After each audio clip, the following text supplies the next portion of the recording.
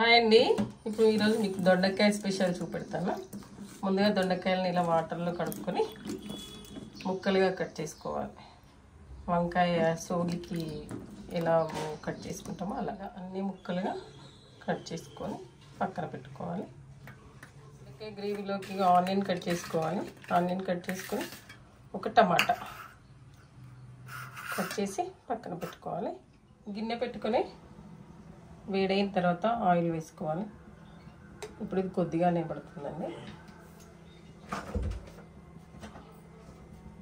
Next ఇందులో మినపప్పు, ధనియాలు,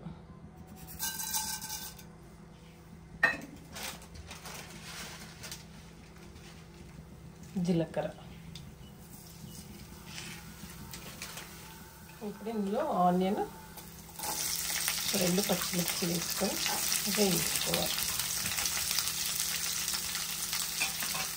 ఆనియన్ కొద్దిగా వేగిన తర్వాత ఒక టమాటా ముందుగా కట్ చేసి పెట్టుకుని ఒక టమాటా వేసుకోవాలి. టమాటా కూడా మగ్గనివ్వాలి. ఇందులోనే కొద్దిగా చిన్న నిమ్మకాయ సైజ్ అంతా చింతపండు వేసుకోవాలి. ఇందులోనే కొద్దిగా వెల్లుల్లిపాయలు వేసుకోవాలి. అంతా కలిపి కాసేపు గోలనివ్వాలి. అంతా వేగిపోయింది. ఇప్పుడు మిక్సీ జార్లోకి తీసుకోవాలి.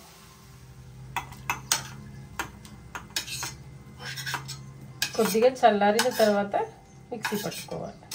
చల్లారిన తర్వాత ఇలా మిక్సీ పట్టుకొని పక్కన పెట్టుకోవాలి. చల్లారలోపు మనం దొండకాయలు ఫ్రై చేసి పెట్టుకుందామండి. అందులోకే కొద్దిగా ఆయిల్ వేసి ఆయిల్ వేడయ్యాక మనం ముందుగా కట్ చేసి పెట్టుకున్న దొండకాయ ముక్కల్ని ఇందులో వేసుకోవాలి.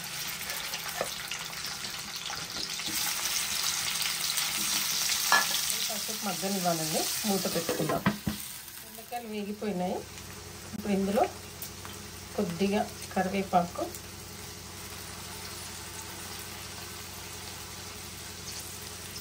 పసుపు వేసుకొని కలుపుకోవాలి. మగ్గిపోయింది. ఇప్పుడు మనం ముందుగా మిక్సీ పట్టి పెట్టుకున్న ఉల్లికారం ఇందులో వేసి అంతా కలుపుకోవాలి. ఇలా కలుపుకున్న తర్వాత ఇందులో రుచికి సరిపడా మనం తినే రుచికి సరిపడా కారం, సాల్ట్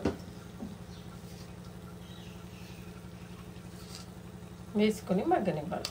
కలుపుకొని ఒక 10 నిమిషాలు మూత పెట్టుకోవాలి. కర్రీ అయిపోయింది. ఆయిల్ పైకి వచ్చిందిగా కొత్తిమీర వేసుకొని దించుకోవాలి. సూపర్ టేస్ట్ ఉందండి.